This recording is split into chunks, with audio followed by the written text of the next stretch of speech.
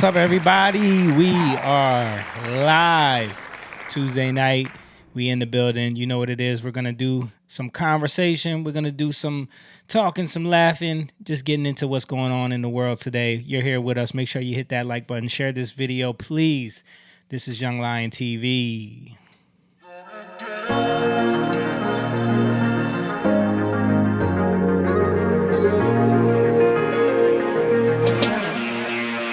Young lion, everywhere I look, they're dying. Everywhere I look, they're dying. Young lion, everywhere I look, they're dying. Everywhere I look, they're dying. Young lion, won't you get up and start fighting? Everywhere I look, they're hiding. Young lion.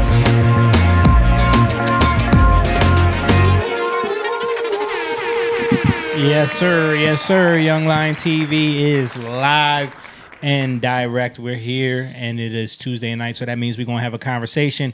We appreciate everybody who is joining us right now. Make sure you guys are hitting that like button as you come in. Share this video with your friend. Drop a comment in to say what's up and let us know where you are coming from.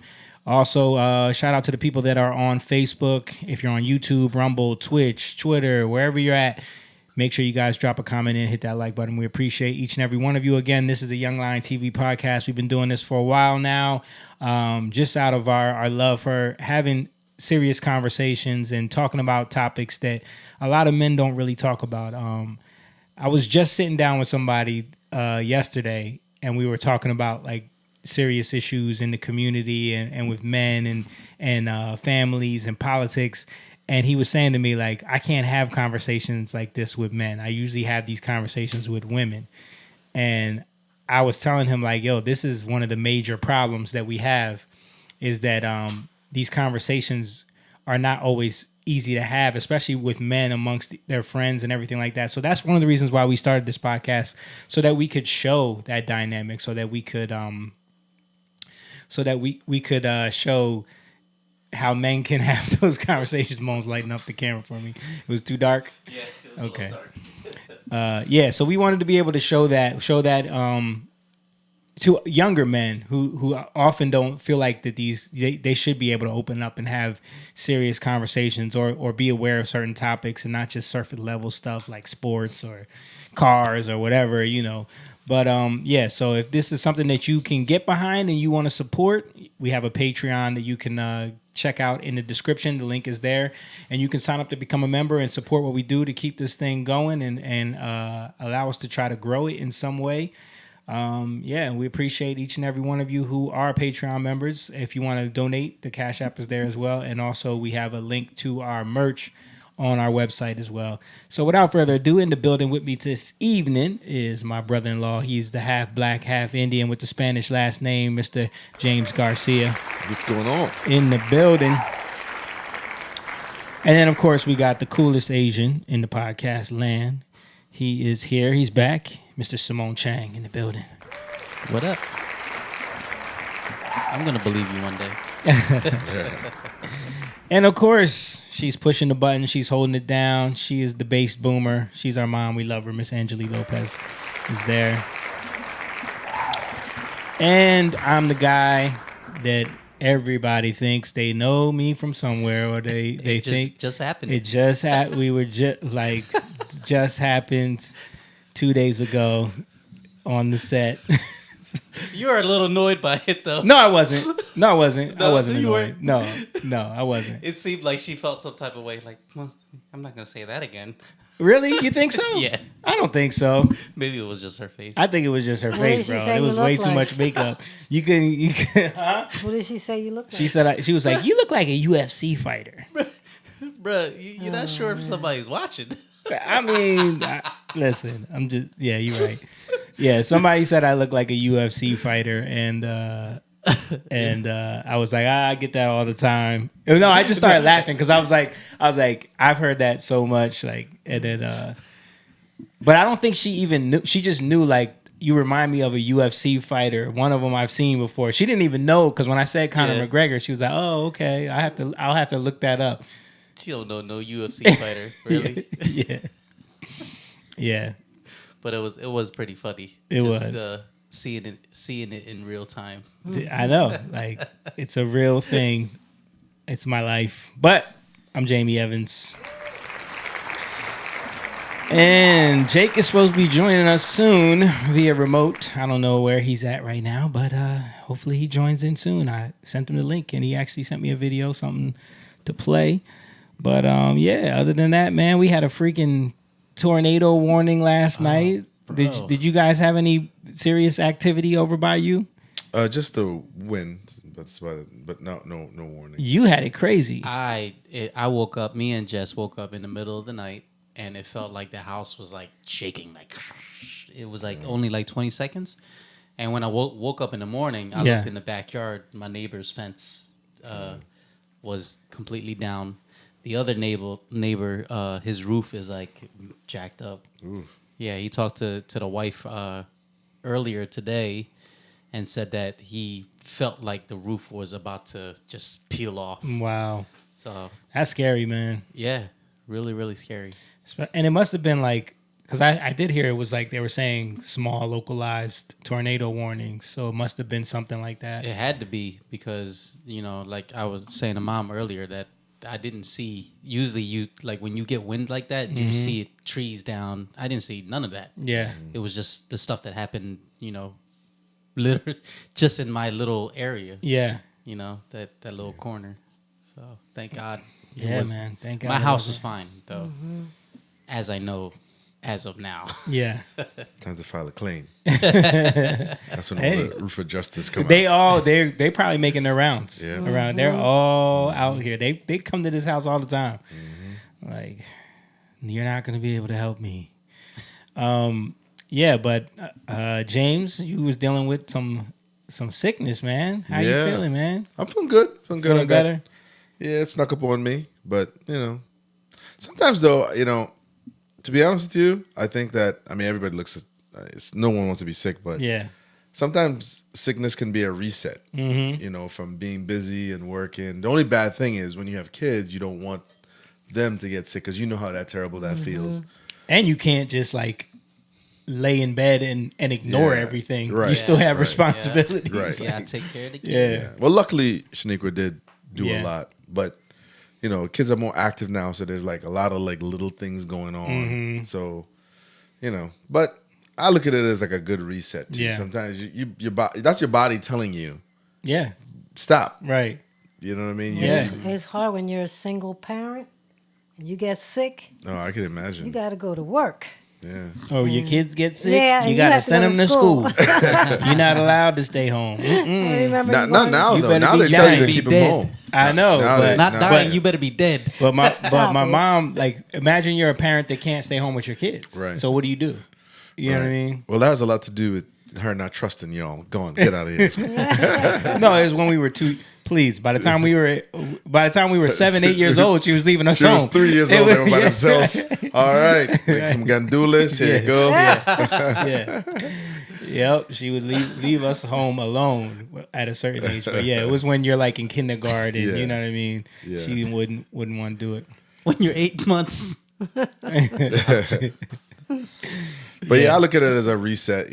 Plus, it's your body telling you to slow down. And there's always there's a new virus going around every season. So sometimes you got to get that immunity to it. Yeah, you can't do And then you're nothing. Like good. even if you got the flu shot, it don't because you can't get all of them. Sometimes it's worse. Yeah. Oh if you yeah, get yeah, it, yeah. because I don't it- even like it. Yeah. I don't. It introduces Both my kids got sick. They got it. Yeah. So Yeah, I don't think it really helps. No. Honestly, no. I think it's another one of those money grab situations. Yeah, They can- that's what I think it is. Yeah, but it is what it is. I'm glad you're feeling better, man. Yeah, thanks, man. Missed you around here. Yeah. Good to have you back on the pod. So over the weekend, we had the Hollywood extravaganza, the Oscars. Did you guys catch any of this? I'm sure you didn't. I did. I saw the 100% sure. Michael B. Jordan one. Yeah, I watched that. Okay. I guess saw that was him. for The sinners. clips. You saw the clips. I of did. it? Shaniqua tuned in right at the same time, and he won. Okay. That's the only thing that I saw. Okay, Really. I don't okay, know who else won, but I know that Michael B. Jordan won. Yeah, Michael B. Jordan won for Best Actor. Yeah. And for Sinners, Ryan Coogler got Screenplay. Best original screenplay. Yeah. A lot of people were upset about that because it didn't win Best Picture. So they gave that to what That's was the it- big what one, was the movie right? They won? Best Picture is the the big one that they all want. Yeah, that's like the, what's the word? The shining star of the Oscars is Best Picture. Yeah. But I guess it was. I don't even know what won. I don't know who won. Me either. But that's good for them, man. It's good for probably somebody white. Is that why they mad? Well, probably. I'm sure the people are saying they wouldn't give it to a black director. I mean, what do y'all think? I heard there was like controversy around Timothy Chalamet and Michael B. Jordan because I don't know. Like, was there some drama around that? Bro, I think people make that stuff up though. It's just too much. Asking the wrong ones. No, I mean, I think it's always going to be some hot topic. Yeah. Most of the movies that win aren't really that big. They're like the more like artsy kind of thing.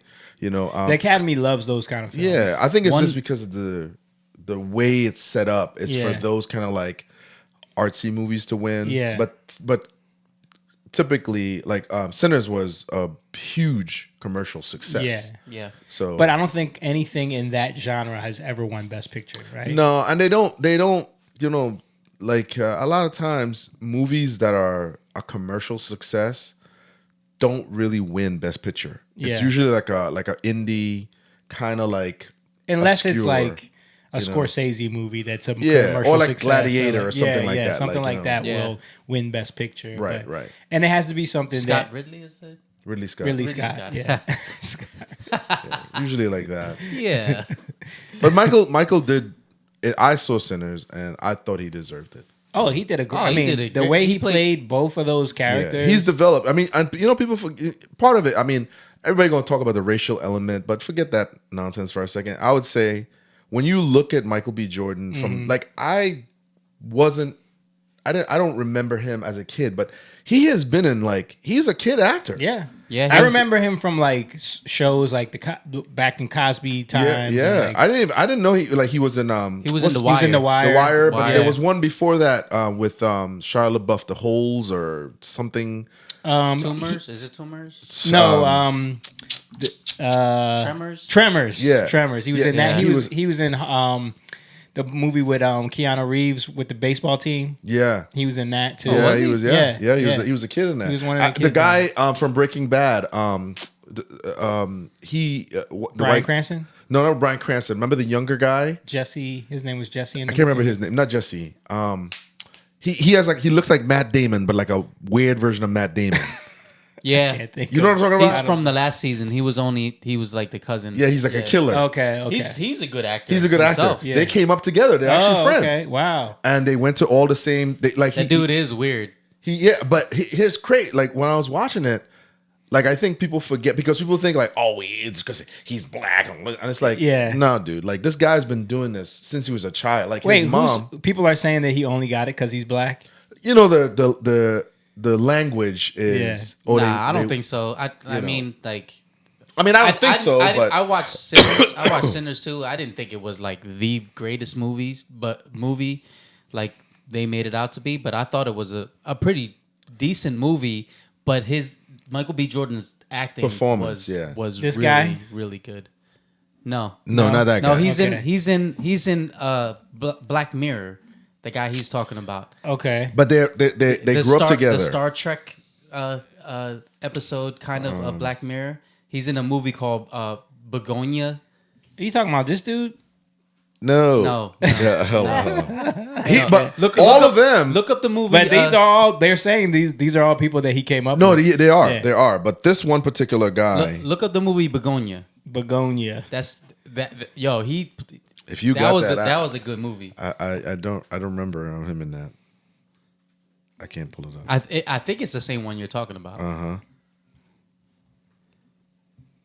With the redhead girl. Yeah, he's a redhead. Yeah. This guy. Yes. That guy. That guy. Okay. So okay. they because I thought the same thing. I thought he looked like Matt Damon. Yeah, he looks like Matt Damon to me. A weird. Matt He looks Damon. like a weird Matt Damon, bro. I don't see it, bro. Yo. Look, that's the wrong picture. But Okay, there's okay. one where he's like he looks me like Matt Damon. That's actually a good movie too. Begonia. Begonia. Yeah, he's good. This kid is good. He's in Breaking Bad. Yeah. He He plays good. the He was only, I think he was in like the last few seasons of Breaking Bad. But they had both of them had sat down and talked, and people were saying, like one thing that people forget is a lot of these childhood actors and actresses, they've seen each other since they were like 8, 9, 10. Yeah. All going to the same audition. They're all in the same thing. They grow up in Hollywood. Their parents are always bringing them to the same things. Right. Yeah. So one of the things people were talking about was a lot of them happened to be in movies that all were nominated in some way. Wow. And they all, because he was there that night. Yeah. He was there that night, and he was just saying, he's like, you guys don't understand. Like, for 20 years of my life, that he's like, I think Michael B. Jordan is 39 now? Yeah. Or something like I that. don't know. I just looked it up. 39. He's 39. So he's like, you gotta understand. He's like, what people don't understand Pop culture. is like you spent 20 years seeing this person. Yeah. Now maybe not so much because, I'm sure he doesn't have to audition for stuff, but for like 20 years of your life, you're like meeting the same, I'm seeing you. Yeah. And Right. he's like, I've known you since you were like 8, So it's like a weird club. Yeah. And then on top of that, what people forget to is to go 20 years without scandals, without drugs, without, aside from all of the other things. Aside from Lori Harvey. You're kind of happy for people. Yeah. Because that guy we're talking about just he's married and has kids and Okay. stuff like that. So, Yeah, I mean, I think Michael B. Jordan deserved it for Sinners. His role in that film, the way he played it, he brought something to that film that I don't think anyone else could have brought. Right. And I like that it's one and done. Yeah, It's like he made it. It's like it's its own thing because the studio already is like sequel, Sinners huh? too? Huh? Yeah. We could do the backstory, Yeah. and then there's another story, Right. and then and he's like, I don't.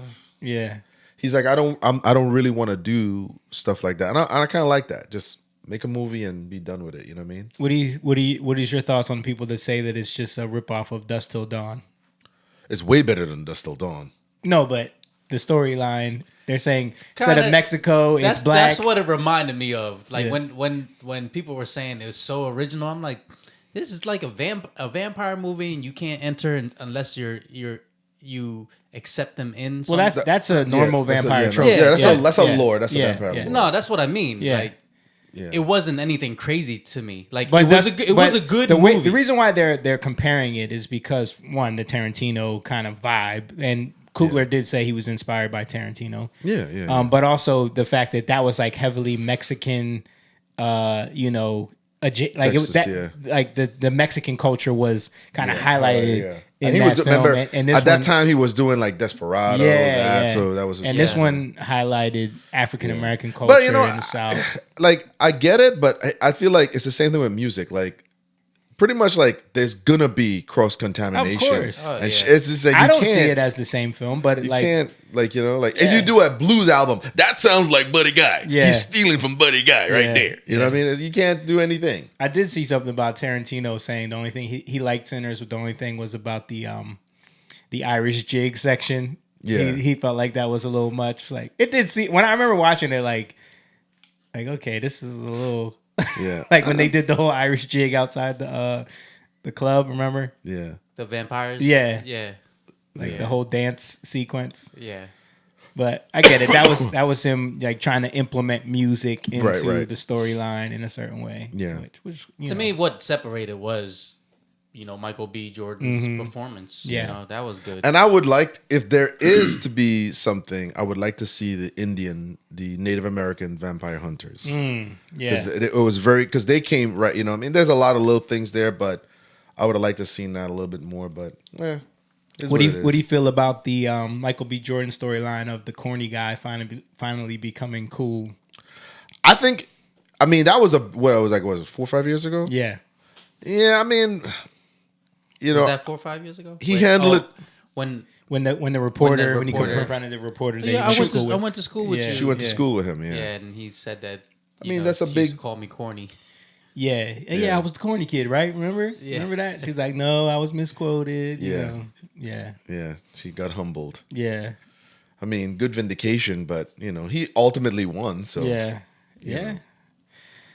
Well, another news at the Oscars. Of course, there had to be a lot of woke narratives, a lot of Hollywood doing what Hollywood does. Of course, people were wearing the pins, trying to do their best to support their causes by doing nothing at all, wearing a pin and showing how much they care about things. But we also had this little.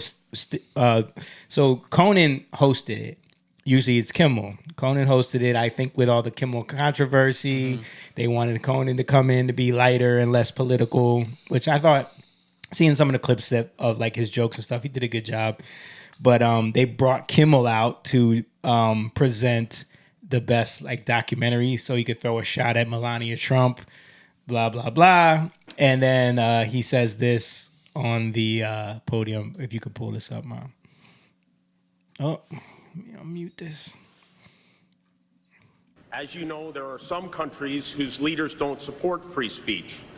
I'm not at liberty to say which. Let's just leave it at North Korea and CBS. Fortunately... And everyone cheers as he sits on live TV making a statement about countries that don't support free speech. While he's being afforded free speech on live TV without any repercussions. I know. It's like... He's a whiner and a crier. Yeah. And then these people sitting here clapping and... Of course. They don't live in real life. They don't live in real life, man. Yeah. But you have to expect that with that kind of... the Oscars have always, believe it or not, there's clips, maybe not as much, but there's clips from like the 50s, 60s. I mean, Marlon Brando brought up a fake Indian. Yeah. To accept a war that turned she was Mexican. Yeah. Way to research, Marlon. Yeah, they've always had this weird like, I'm gonna stand for something. I'm virtue signaling. I'm better than you. I care about. They're bored, and plus they live in a Hollywood bubble, right? And I think no one has been kind of calling that out and realizing it in real time more than Bill Maher. I don't know if you guys have been seeing like. He's been bringing celebrities onto his podcast, and like they say stupid stuff like that. Like I don't know if you saw when he challenged who's the guy that played Spencer on King of Queens, Patton Oswalt. Mm-hmm.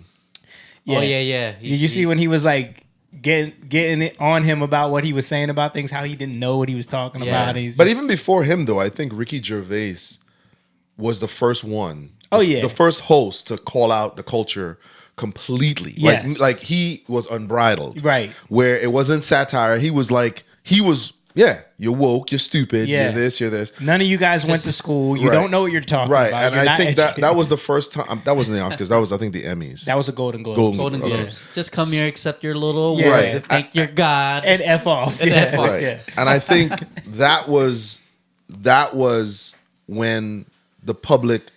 To me, I feel like when the public realized, oh yeah, we don't have to go along with this. Yeah. Like meaning I could have an opinion about a stupid celebrity that is up here, flew on a private jet, have a backstage full of rabbits because they whatever it is, like, give me 10 white rabbits and no green. Yeah. And you're up here giving a speech on like some how you're culturally or you're against oppression. You know what I mean? And I think Ricky Gervais was the first to do that and deliver it in such a way where the public was like, yeah, that's exactly how we feel. Right. And he called them out for being hypocrites because they were all friends with Epstein and Harvey Weinstein. And they want to do movies with studios that have been linked to what? How many of them have praised Roman Polanski and exactly who's the other one who's with his adoptive daughter Woody Allen, yeah. Right? And like, Apple running a sweatshop in China,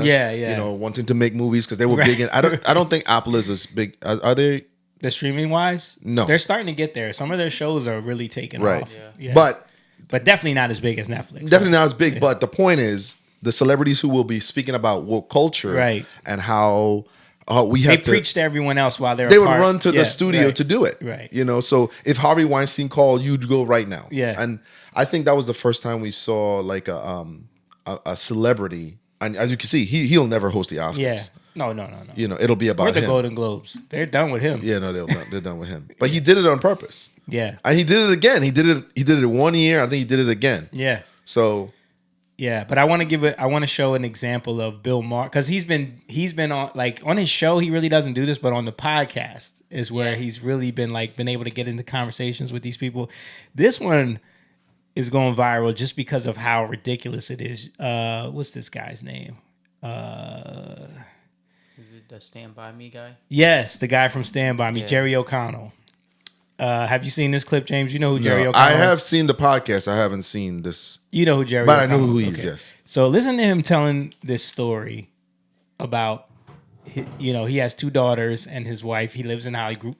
He's a Hollywood guy. Yeah, he's Rebecca Romaine Stamos? Yes. Oh, yes. well, not Stamos, sorry.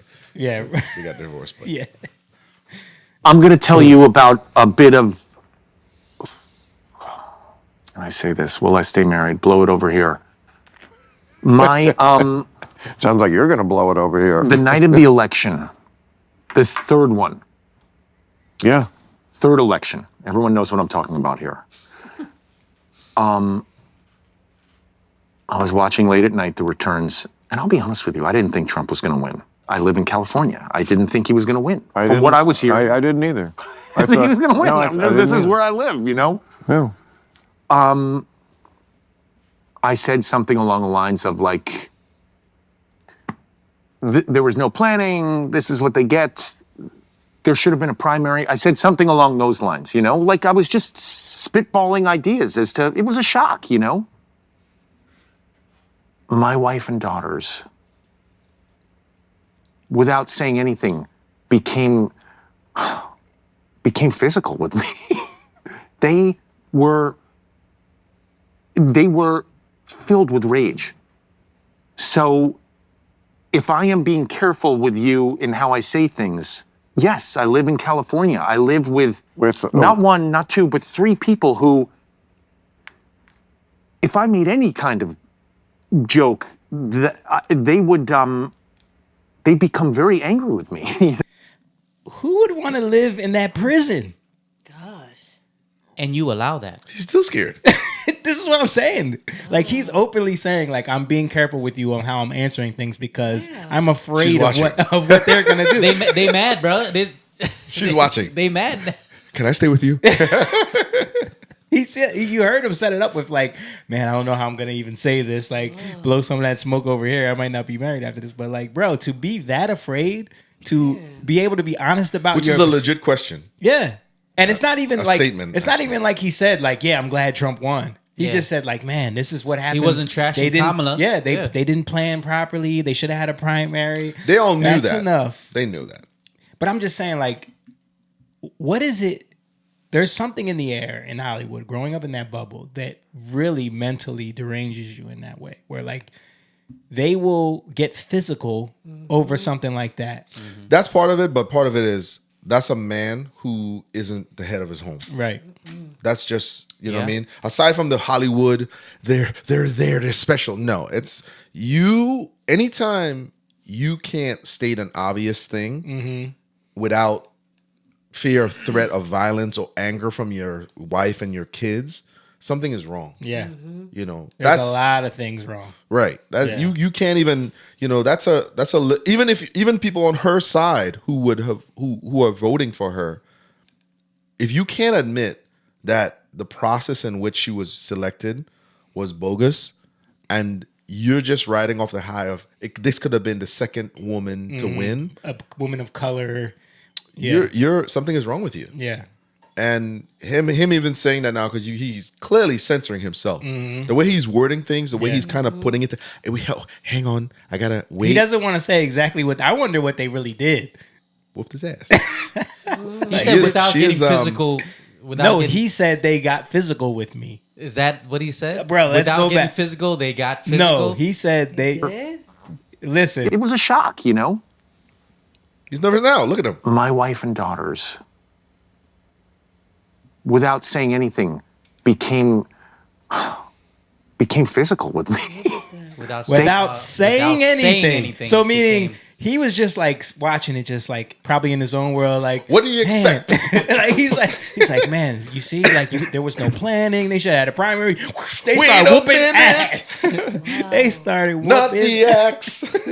Are they going to get in trouble for that? Because he would get in trouble for it. Right. If roles were reversed. There's no way if the roles were reversed, a woman say, and so I made a joke. My husband whooped my... There's no way. My husband and my sons got physical with me. I'm Bro. talking full of ass whooping. Like, dude, this is scary. Like, but that's why these guys are weak, though. And, Yes. and this is not coming from a place of like, you need to tell her what to... Nothing like that. No. And But- who is his wife? Rebecca Romaine. But Yeah. the point is, that's what people are tired of.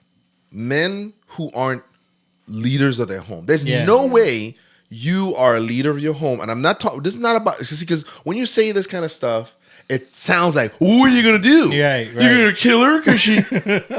Yeah. No, it's having order. Right. The fact that I'm watching a political, I'm watching the primaries, I'm watching this, not the primaries, the election process going, and I'm having the same emotions or similar emotions to you, and I can't express myself in fear of threat to be physically assaulted.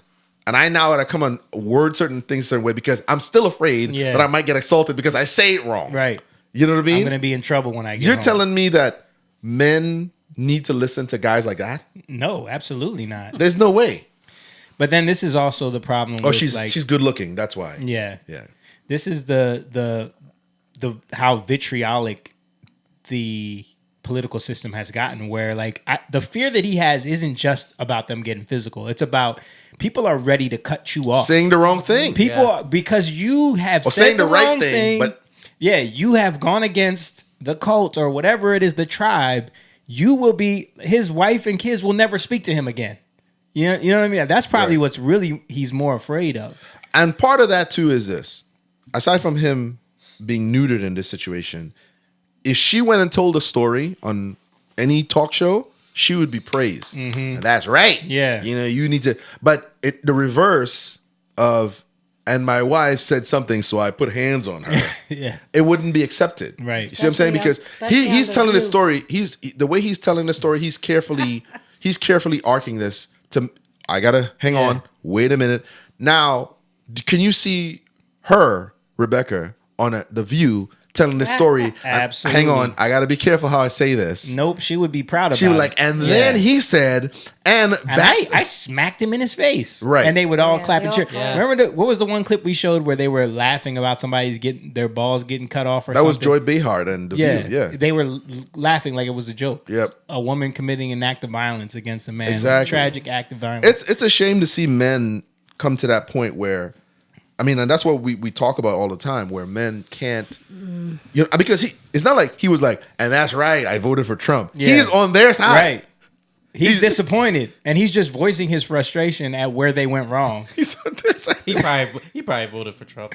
I don't think so. No, probably not, but- no, he strikes me as very liberal Hollywood. Yeah, like yeah. like I'm he's just not joking. going to Fellas, watch out. They'll whoop your ass. We're not going he against doesn't his wife seem, and kids. He doesn't seem like the type of guy that would even want to be at the dinner party where he could voice his opinion about who he, you know what I mean? Like he wants to be with everybody else on the matter. He's like he's the kind of guy where it's like he's in a room full of people, specifically liberals, and he's like, "What are y'all saying? Because I Yeah. need to say Right. what do you say? Right. What do you want to say?" Right. There are people like that who they just, what's the temperature? Tell me. Yeah, because it doesn't get to that point in your household unless you never challenge anybody. You never challenge everything. Anything. And he got caught slipping. He was letting thoughts fly without filtering she's a himself. superhero, so, right, you know. right. But let's watch Bill Maher's reaction, because this is what men like Bill Maher take away from that type of situation. Careful with you in how I say things.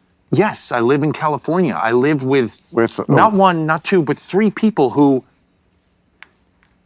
if I made any kind of joke, they would, they'd become very angry with me. You know, Well, So I don't want to tell you how to live your life, but I couldn't live that way.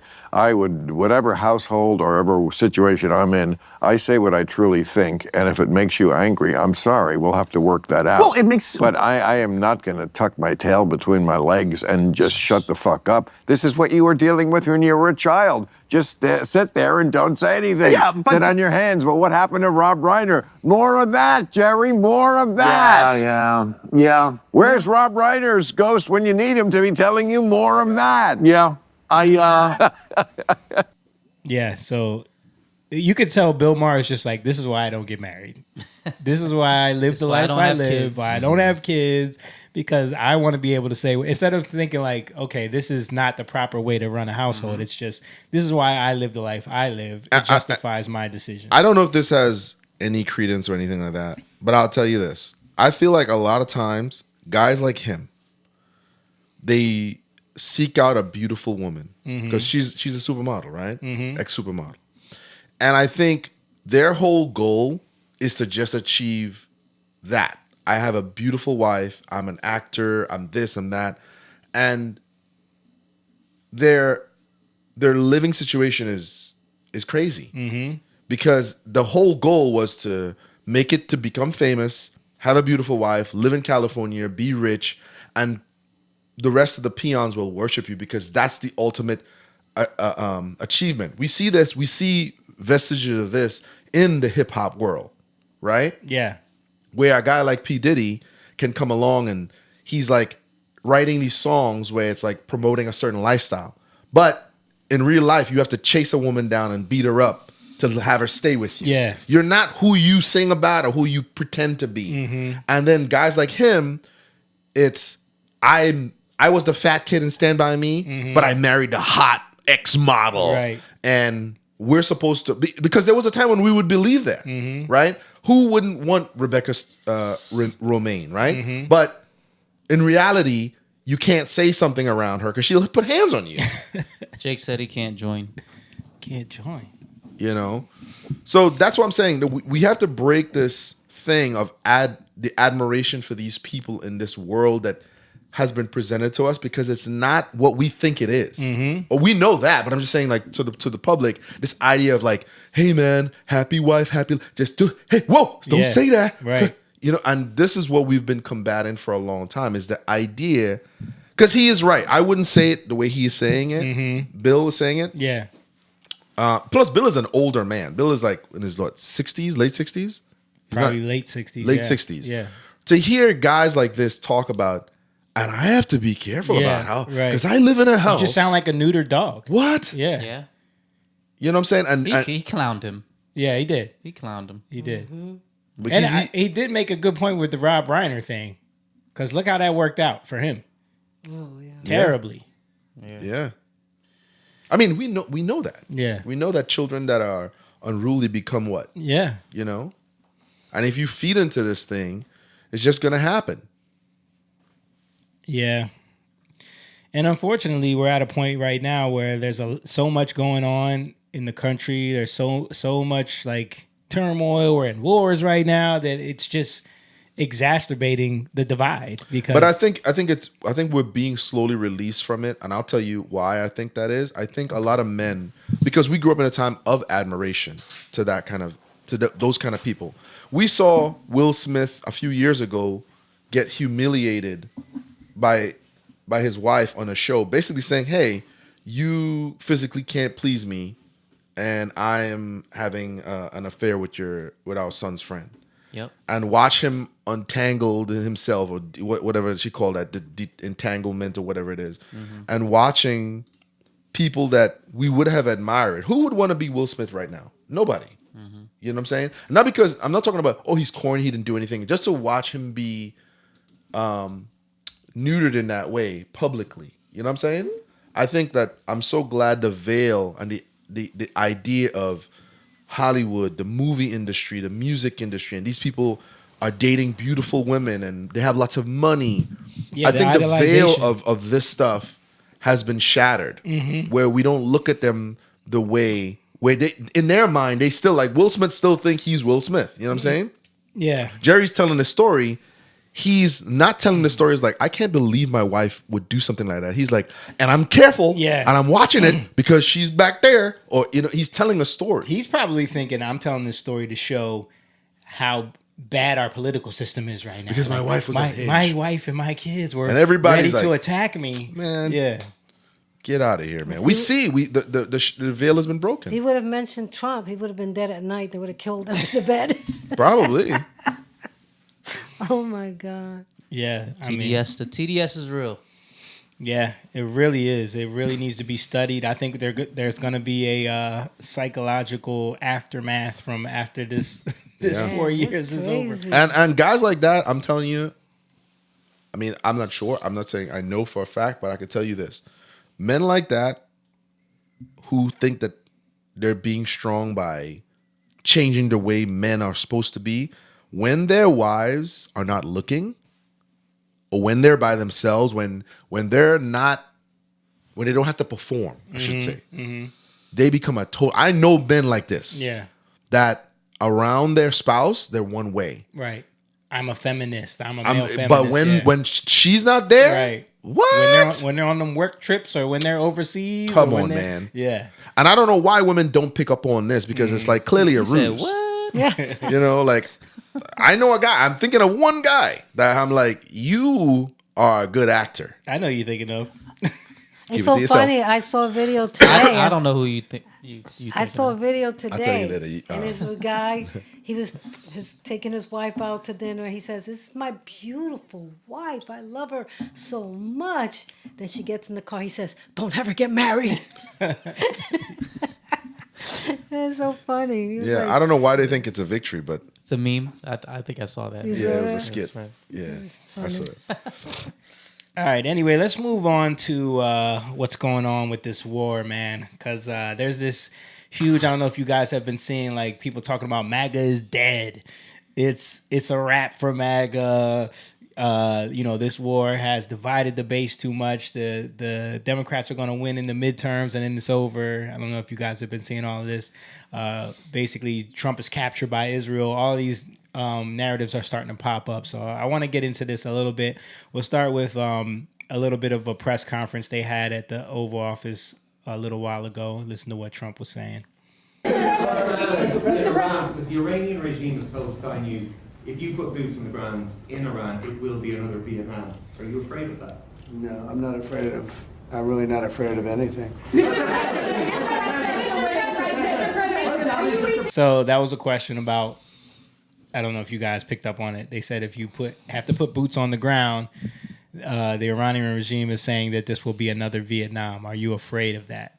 And, because he said his response was, I'm not afraid of anything. They're saying, oh, that's him admitting he's going to put boots on the ground. And, he's willing to send our troops to be another Vietnam. What do you guys think about that? I think there's some division in probably more the love affair of Trump than it is anything else. People who voted for him based on what he was saying. He did say, no war, I'm tired of the endless wars. He did say that stuff. Yeah. There's plenty of footage of him saying, we need to get out of the Middle East. It's going dead to be end. America first presidency. He did say stuff like that. So holding him accountable on what he has said is not wrong. Right. Because he did say that. He ran on that. You know what I mean? He ran on no wars, endless wars. He ran on not saying that, hey, listen, we're already in $38 trillion in debt.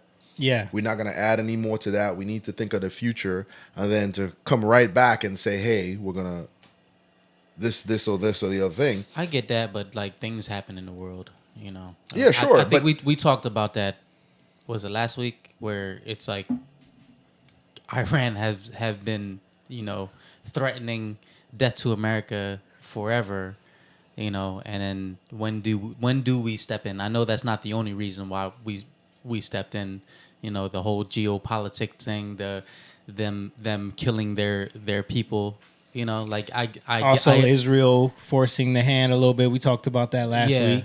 But things happen, and things happen. But when you put it in the context of, like you said, Israel forcing the hand, and when you look at the history and you say, okay, well, has Iran attacked anyone since they've been these quote unquote threats have been going on.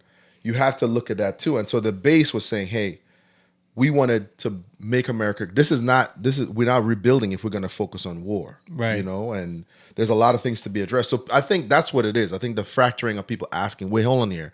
If we're going right back into another war, because these wars don't just end. It's not like we're going to be there for a year and it's going to be done. Yeah. These are like forever wars. Well, this is what he's kind of trying to quell that with promising that it would be over fast, that it wasn't going to be a forever war. This isn't like that. This is something different. We're just striking, and it's going to be this. It's going to be that. We have a plan here. That's what we're being given, you know. Right. But people know how these things kind of go, and we've heard that before. This has never worked out that way. Right. So this is where the divide is coming in because, you know, yeah, it's supposed to be about America first, but sometimes it does create foreign policy issues are about America too. Sure. You know what I mean? So sometimes those things are needed.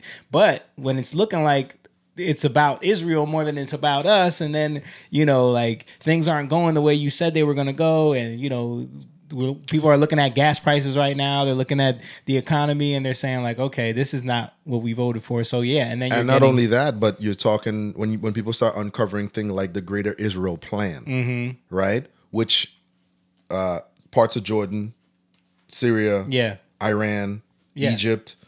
This has been in the works from them for a long time. And potentially to force America out after that so that they can control it. So I think that's what people, because when we look at the news, we're not getting the perspective of what's really happening or what's the plan for the Middle East. We're now starting to get access to that via social media and independent journalists. And there's way more independent journalists now than there've ever been before.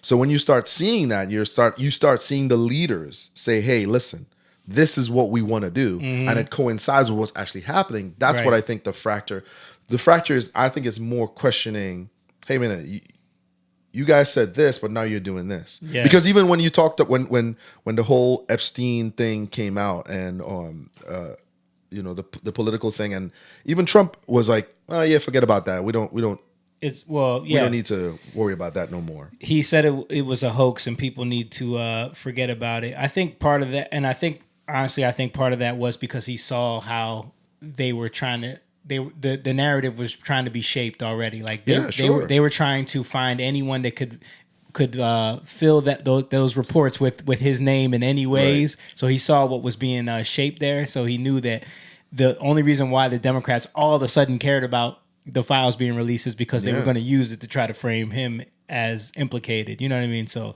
I think that was coming from there for the most part. It could be, but it could also how it looks to everybody. You know. And it could also be you were close friends with this guy too, and there's some implications. It could be that too, right? Like, you know, two things can be true at the same time. It could be, you know. But from the evidence that I've seen and everything that's come out, that doesn't seem to be the case. Like they had a relationship in the past, but you know, from what we've seen and what the documents have uncovered, is most of the stuff shows that. He, you know, he was the one that called the police on them. He was the one that kicked them out of Mar-a-Lago. No, that's not what I'm going. I'm going with more the espionage, because part of it, when you look at who he was, you know, he was clearly a Mossad agent. Yeah. Right. Right. And him being so tied to them, and Trump being friends, close friends with Bibi, right, comes in the question comes into play. Aside from the Democrats using, which I totally understand, right, but he has been, because you see Alan Dershowitz saying. Had he told me he was, this would have been over in like 5. I mean, had he told me he was a Mossad agent, this would have been done and over with in like 5 minutes. So wait, what? This man who was doing this, and you're telling me like, hey, I'm working for Israel. Okay, go ahead, continue. Yeah. And so people would. I'm talking about the base now, Trump's base.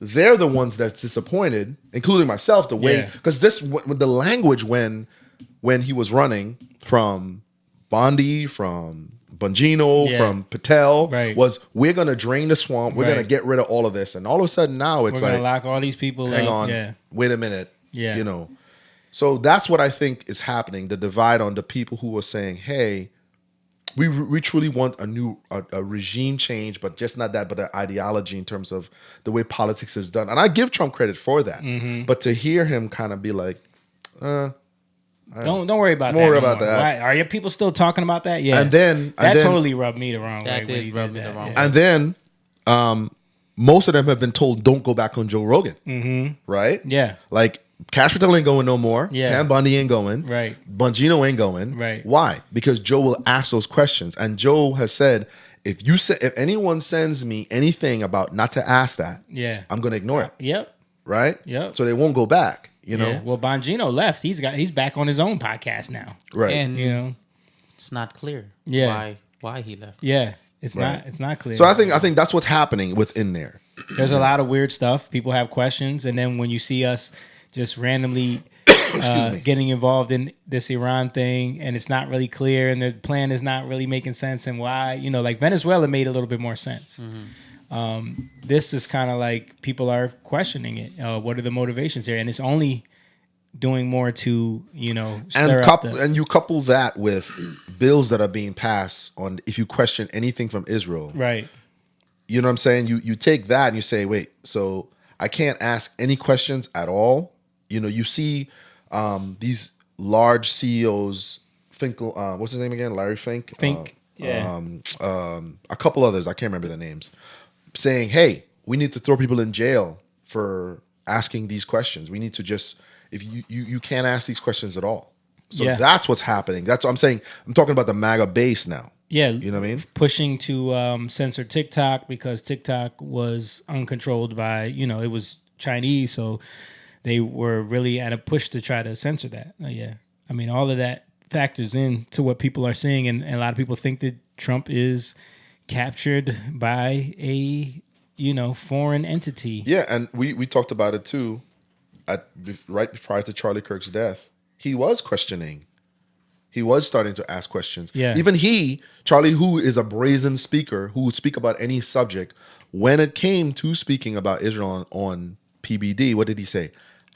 I got to be careful. Yeah. There's something to be said about Well, we know for a fact that Charlie Kirk spent, I think it was 2 days at the White House, like convincing Trump not to go to war with Iran, like last year. Before all of this, like he spent a bunch of time there telling him like how this would look and why it's not needed. Sure, but and I agree with you. I'm speaking of a man who's presented himself as, I'm speaking flat out, matter of fact, and I give him credit for that. Yeah. But on this one particular thing, he sighs, he slows down his speech. I got to be careful. Well, because he knows he has his donors.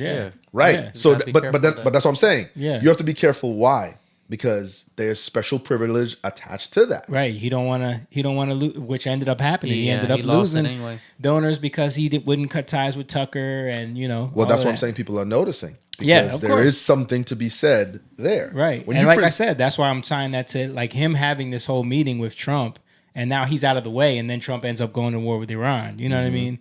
But Charlie Kirk was definitely tied to a base that, they listened to what this guy said. So if Charlie Kirk was on his show, imagine this whole time Charlie Kirk's been on his show saying like, we shouldn't be in this war right now. That would, how much more division it would be? Right. Like I'm totally against this. What is Trump doing? Like the fact that he's out of the way right now kind of helped them do this. Right. Yeah. So that adds fuel to the whole scenario that you're talking about. Well, that's what I'm saying. This is where the division is. Yeah, that's I agree with you. Yeah. So, and I understand that completely. And then you're listening to stuff Trump is saying, like this right here. Pull this up, Mom. I don't know why we can't get Jake on.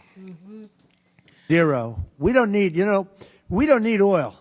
We have all the oil we need for ourselves. It's one of the great assets that we have. We have more than double what anybody else in terms of and all of Venezuela oil production. We're at more than double any other country. So we don't need it, but we did it. It's almost, you could say we did it out of habit, which is not a good thing to do.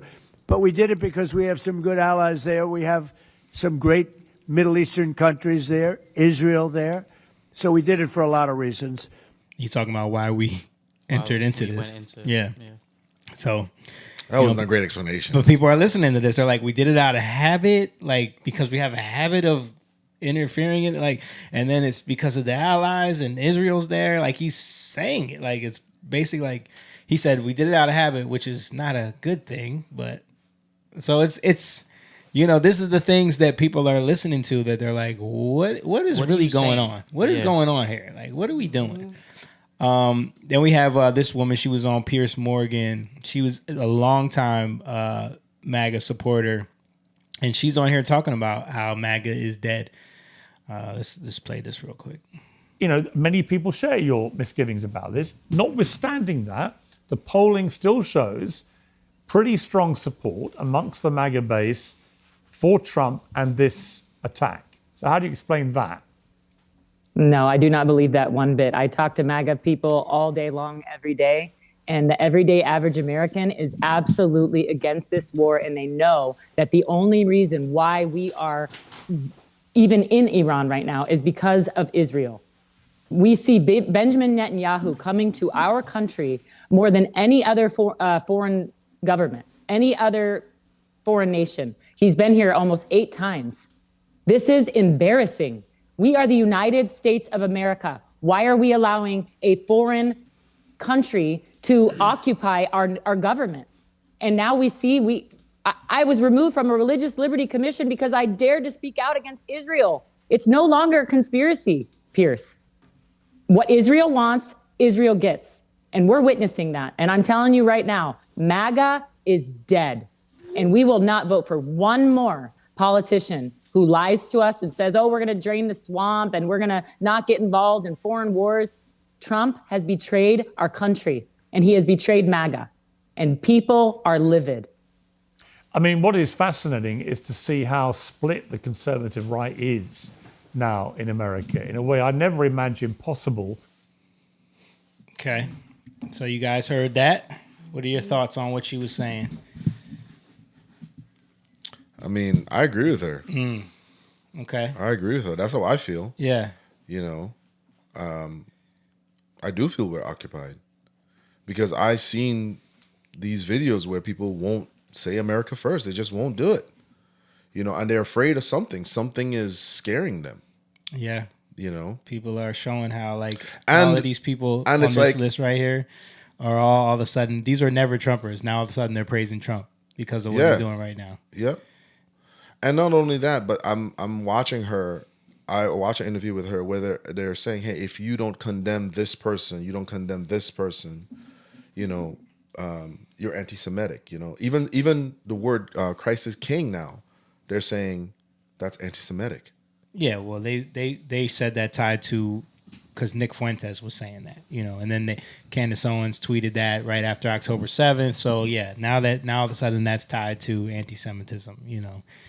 Yeah, I don't like that at all either. But I will show this. So all that being said, here goes CNN with their polls, and they got a poll over here about the MAGA base in the GOP. And let's see what they're talking about. Okay, MAGA GOP on the U.S. military action in Iran. Look at this. Nearly 9 in 10, 89% approve of the U.S. military action in Iran. That is the MAGA GOP base. Just 9% disapprove of it. This is tremendously popular among the Republican base. And of course, Marco Rubio, Secretary of State, overseeing the effort. It seems to me that a lot of people are taking that into account, including President Donald Trump, who has been smiling an awful lot at Marco Rubio lately. Okay, MAGA GOP. So our next president. So when it comes to the polling in amongst the GOP base, it looks like there's, you know, overwhelming approval for what Trump is doing.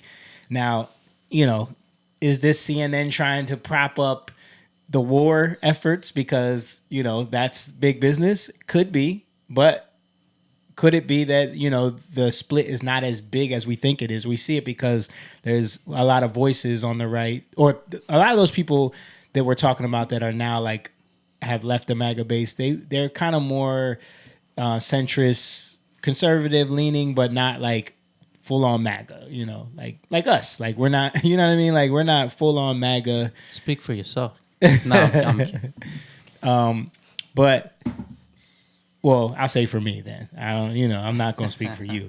But I'm not, you know, I'm not gonna blindly follow any man. I follow God. Right. You know, right. And I know that people make mistakes. You know, Trump pissed me off a lot, even his first term. Right. You know, with the whole, especially with COVID and vaccine thing, you know, but the whole Israel thing is weird, you know, if you dig in with the politicians and stuff like that. But I don't want to see war, period. But I know sometimes military action is necessary. Mm-hmm. That's where I stand. And, you know, and if you control, you know, you got to look at China and what they're doing. Venezuela had a lot to do with China. You know, there's a lot of trade that goes on, you know, to parts of the world, and the world's economy go through that, you know, that Hormuz thing, whatever. Strait of Hormuz, Yeah. So 25% of the world's oil goes through there. That's what I'm saying. That's where there's a lot of oil going to China through there. You know, if the U.S. can, they already blocked the oil going from Venezuela. If they can block the oil going from Iran, it kind of cripples China's economy. It makes them more. They might have to buy oil from us. Yeah. So and you know, like I said last week, it's like when we're talking about people. Because I kind of have a heart for, you know, people that are being truly oppressed. Yeah. Because my people, you know what I mean? Like dictatorship killing their own people. And that's what's been happening in Iran. there. Yeah, absolutely. That's not the you know, the main reason why we're in it. But, you know, they're being liberated. If you're looking at Iranian people, they're happy. They're celebrating, Yeah, so, and that's a part of it as well. You know, the people there are being oppressed by the Islamic regime there. Yeah. I mean, and we don't want that ideology to continue to spread. And them having nukes, you know. We can't have that either. So, I mean, it's very multifaceted and multi-nuanced. I think a lot of things that, like what James was talking about, and a lot of the people that are like leaving, you know, the Trump train, if you will, are just worried about the fact that Israel has so much influence on what we're doing, you know. But, you know, at the same time, it's like, what is God trying to do here? Yeah. Yeah, but what you said about CNN, there has to be a reason why they're saying that about Trump 89%. Yeah, why are they trying to make Trump look good? Like why? You know, like that's kind of well, that guy has been. He has. I know. He's been telling the truth. Well, maybe they're telling him to tell the truth, to say that stuff. You know what I mean? I don't know, because you got, you know, the other girl. What's her name? Ashley. Is it Ashley? What's her name? It could Abby be Phillips. But Abby Phillips. It could be, but we have to remember that aside from that, war is profit. Yeah. War is good. Yeah. You know what I mean? Not just for ratings, but for the defense contractors. We don't know behind the scenes how money is exchanged to say what, to curtail the public, their mind frame into certain things. Right. Anything can be said to skew something favorable. And they do it all the time. They do it all the time. So this is not like, oh my God, they said it. Yeah. The people love this. Right. We don't know that. Yeah, absolutely. You know, we don't know where the like I said, these people with vast amount of money can say, hey, this is gonna be good for everybody if you say this and do this. And it doesn't take much to convince an anchor to be like, all right, get out there with your graph and say this. I mean, don't even have to tell them that. They could just say, this is what the graph says. Now say it. You know what I mean? Right, so you think he's really doing the research on these polls? No, they're telling him this is what the poll says. Get out there and say it. You know, but at the same time, we, like you said, James, we don't know. We don't, and we don't know either way. We don't. We don't. We can speculate and bring these things up to kind of hash out these ideas. But at the end of the day, the bottom line is, you know, our faith has to lie in the fact that we rely on. That's a big part. I think it's we ultimately know God is in control, and that's what it is. But what I am pushing back against is the idea of you can't even ask that question. Yeah, that's the idea. The idea of some Ben Shapiro's and the idea of like, this is a special group of people, and they can do whatever they want, and you don't, and that if we question, if we ask, if we have these. Did you see the text messages that were dropped about Ben Shapiro and Charlie Kirk, like the private text messages that came out where he was telling like how he really feels about him and like.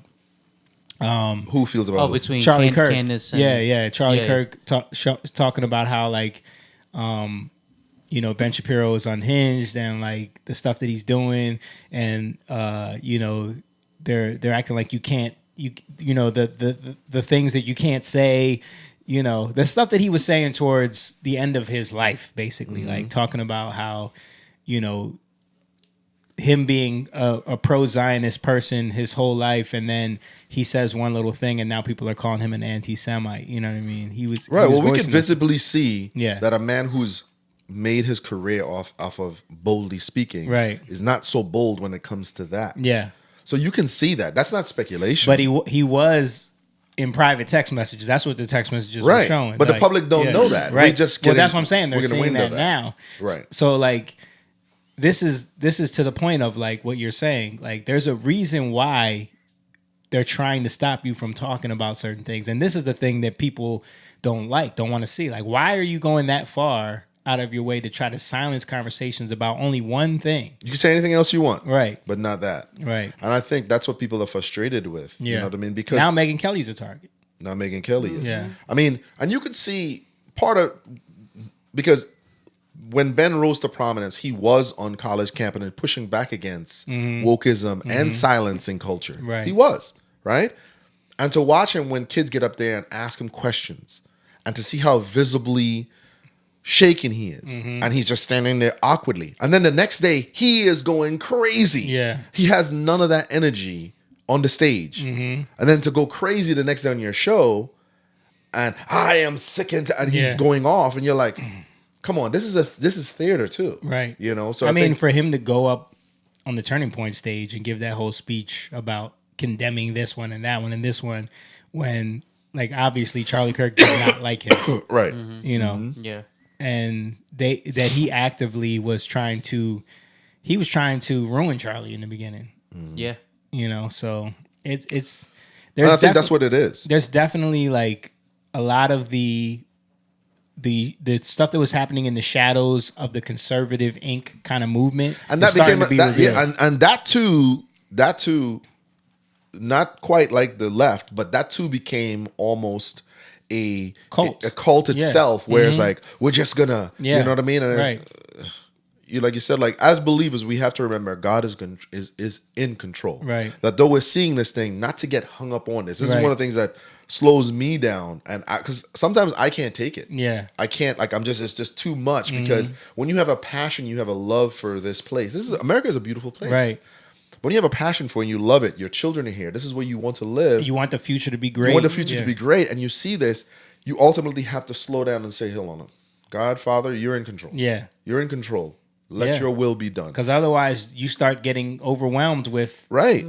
the feeling of like hopelessness, right? Right. So that's what Or being duped. But that's what you hopeless. feel- That's what hopelessness. you know? That's what the feeling of being duped takes you to that hopelessness. Right. Because but I think that's what people are. It's Yeah. not. I don't think we're quite hopeless. I think Yeah. what people are feeling is realizing they've been duped. dang, Yeah. like not. Come on, man. Right. Like, you know what I mean. I think it's like I acquainted to this. It's like I was having this conversation with an older client, and we were talking about, you know, typical the kids today. And I said, but we don't live in the world that you lived in. Right. He's a baby boomer. He's a, you know, baby, like he's 74. That's baby boomer, right? He ain't the baddest boomer, though. I'll tell you that. That's sorry, baby boomer, right? Yeah, that's 74? definitely- okay. yeah. And we were talking, so he was talking about work ethic, and I was like, but there was a time, and he told me, I said, what do you do for a living? He was an iron welder, right? And then became a postman and Yeah, retired. right. I'm like, that's not possible today. Right. So you're asking a big ask Yeah. of kids, and he has a boat Yeah. that he bought. Yeah. He had a Corvette, and I was like, all of this as a but mailman. all of that boomers did is the reason why we can't do that That's now. and so you know, and it got weird. It got strange because he was just like, Yeah. I worked hard. Yeah. and I was like, yeah, but a Corvette when you bought this, it was $25,000. Right. This is This is impossible to have a Corvette and a boat and be a mailman Right. today. Right. You know what I mean? Yeah. These are legitimate questions. It's Yeah. not just kids are lazy and they're idiots. Right. And they like the iPad and the phone. Yeah. You know, that's really the argument. And I'm like, no, it's a little bit more nuanced than that. You know, so people are frustrated. Just like one of the points I talked about 2 weeks ago was we're in an economy now where it's gig jobs. Yeah. It's Uber Eats. Yep. It's run this package here. Yep. And I get it. It was presented as your freedom because every time they show the commercial, there's some girl who has time to work. I got to write songs and plus deliver food. Right. You know, right. but there's no. But and think about who does that gig work benefit? People that live in cities, people that live in It's not going to work. Communistic kind of environments where like you'll own nothing and be happy. These are the people that they're catering to, Right. And so that's what they're trying to cultivate. Kids. Don't have kids. They're trying to cultivate that single lifestyle. And subsequently, what you do is you actually self-neuter yourself because you're like, I can't afford that, right? You know, and yeah. And by the way, this is not just a left language. This is across the board. Absolutely. You know what I mean? Yeah. So yeah, and I there's think a frustration with that. Yeah, and I think that's where people are. A lot of people that voted for Trump are believing in the message of like, well, I'm going to come in and fix all of that. I'm going to, come in and expose all the things that you've been lied to about, and I'm going to fix it, and I'm going to make it all work again. And then when you see some of that, you start seeing this stuff. Right. And I think to Moan's point, I do understand. Look, things happen. Yeah, things happen. right. Sometimes we may have to pivot. Yeah. But they have pivoted all the way to where they're not talking about jobs, the economy. They're talking about none of that. They're even walking back deporting people now. I don't know if you guys have I've seen that. They're walking that back now. They're saying supporting people. They're saying that the messaging around mass deportations. The midterms are coming. We need to lighten up on. They're walking that back now. And may I add this? Walking it back, but there's a lot of big investment companies that are building. They can't have their workforce walk away too. Well, I think that's a part of the walk back. That's what I'm saying. They're realizing the jobs numbers are projects are getting halted, and a lawyer just explained this. When you have major projects, forget a little townhouse being built right here. Mm-hmm. In the major cities where there's massive building going on, do you know that they sign addendums that if projects don't get done by this time, by this date, they lose money, major money, right? And all of a sudden, a massive amount of your workers have been in fear for their life. They're not even coming; they're just leaving. Yep. What happens next? See, there's another side to the story that people don't understand. And in the construction world, you need manpower. Yeah. And so when these projects are like, fine, you don't get done by so and so, 30 million off this project, or you're getting sued. You can't run that risk. So all of a sudden, who do we have to talk to politically? Like a Hakeem Jeffries or Ted Cruz or whomever to get this. Yeah. Who do we have to talk to? Right. Big money gets involved and you realize the workers aren't there. It's not because they have a heart suddenly. Yeah. You know what I mean? I mean, millennials haven't really, Gen X and millennials haven't really had the kids. BlackRock just offering, I don't know if you guys saw this. There's the amount of projects that they have down the pipeline to build. BlackRock is like huge, right? Yeah. They don't have enough workers. They're saying, look, we got to fast track people to these electrical plumbing programs. But what's that going to mean? That's going to mean there's going to be so much faulty stuff in buildings, so much faulty things that are just not going to be. Insurance is going to go sky high, right? Because the insurance company knows, we can't insure these properties, but we know that they weren't done with the same regulation that they were before because we had the lower standards because we needed workers because, first of all, people aren't having kids. Right. Like they used to. And they don't want to go into that field. Yeah. So it's cheap immigrant labor. So Jasmine Crockett was right. She was, even though she's mad. Even though she lost. She lost very badly. Because of racism, guys. Mm-hmm. She lost because she underestimated the Latino vote in Texas when she was out there calling them slave mentality. Did you hear that? Where she was like, they still have a slave mentality. And what they don't understand is a lot of times Latinos are conservative. Yeah. They're even though they're presented a certain way, their culture it's a conservative culture. Absolutely. I mean, blacks are conservatives for the most part. They just vote Democrat because they believe that they're the non-racist party. They've been brainwashed into that. And speaking of that, let me play this clip of Joy Reid talking about how Iran is better for women than the U.S. is. Our regime has secret police. They have secret police. Our regime is oppressing women, taking away abortion rights, taking away women's rights in like 26 states, some states where they're trying to have the death penalty for having an abortion. They also oppress women. They have the highest rate of women who are in STEM careers. We're kicking women out of the military, out of university. We're saying that DEI means women can't be hired for high positions in the sciences. We're marginally better. And we're doing it for Christianity. They're doing it for Islam, right? Yeah. So it's like we don't get told those things because it would take away the kind of American exceptionalism narrative.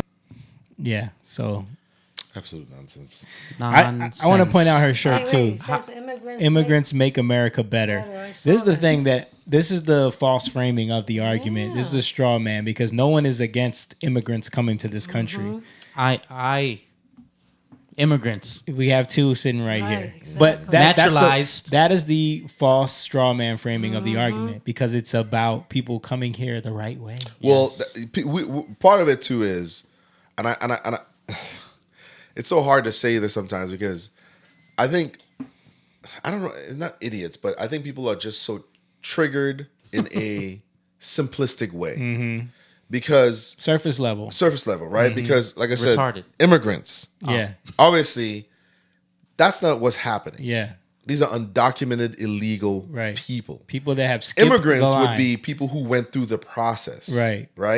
Through naturalization, people who immigrated here. Right. Yeah, and so part of it is she's speaking to a base, but I know what she's doing. Because there's always this us versus them, specifically with black liberals, because white liberals have given us this thing where there's power in numbers. Yeah. And so a lot of black people feel like the more people we have on our side, the better chance we have to fight against white oppression. Mm-hmm. So if we have illegals and we have women and we have gays and we have trans and we have this and we have that, we can combat what we feel is white racism. Yeah. That's how they look at it. Mm-hmm. So that's why she's saying it in a way to make it look like we're trying to ally with these companies because they're disenfranchised. Yeah, right. But in reality, she don't care about that. No. You know what I mean? No.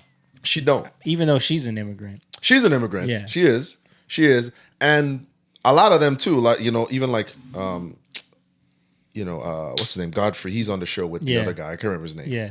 But he has had to correct him on how a lot of Africans look at Black Americans too. Nigerians, yeah. Right? Because the guy was bragging about how Africans talk down on them and say all this stuff. And he's like, but we do that too. We talk down on Black people too. Yeah, yeah. So I think it's more from this, when I hear specifically Black liberals talk about this love for immigrants and trans and gay, it's not that they love them. It's, for me, what I see. Strength in numbers. Yeah. And so it's like, we got to remember, all of us against whitey. That's what it is. We got the same enemy. At the core of it is, and then because when you point out this language and you could see it resonating with the base, and you say, okay, wait a minute.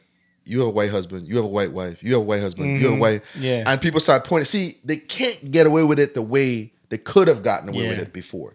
Because someone can easily put up pictures of Ilhan Omar, Kamala, whomever. What's the judge? Ketanji Brown. Yeah.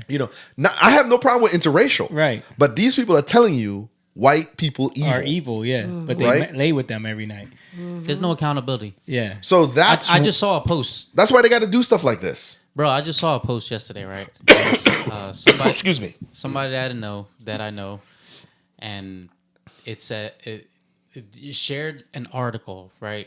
I think it was from California. Cambodian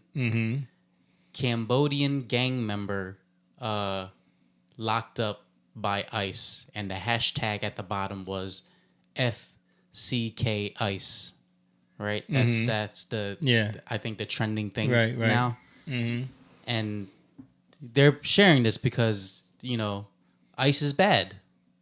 It says a Cambodian gang member, locked. So you want gang members? That's what I'm saying. It's like people are retarded. Now did they put they're retarded? Did they put Cambodian part little like where? it's like ice bad huge and like little, because they do that. I see the word and I'm like, yo, you wording this a certain way. Yeah, there's no he's a gang member in. I know you probably heard of the Little Rascal gangs. It's huge in like I think they might be like affiliated with the Crips or something like that. But he's a gang member. Yeah, gang member. Clearly, he got locked up for something. Yeah, it's and I did my thing where I wrote gang member ? And I was about to hit send. I was like, nah, it's not worth I'm not gonna do it. It's not worth it. Let it go. Yeah, flooded all day with nonsense. The funny thing to me about it is even with her shirt and like what we're talking about here is like they want to lump everyone into one category until someone does something they don't like. Then all of a sudden they're the other. You know what I mean? Like Africans are not foundational blacks because they don't, join the cause. Now you see Jasmine Crockett. Who's the other chick that was on ESPN that got fired?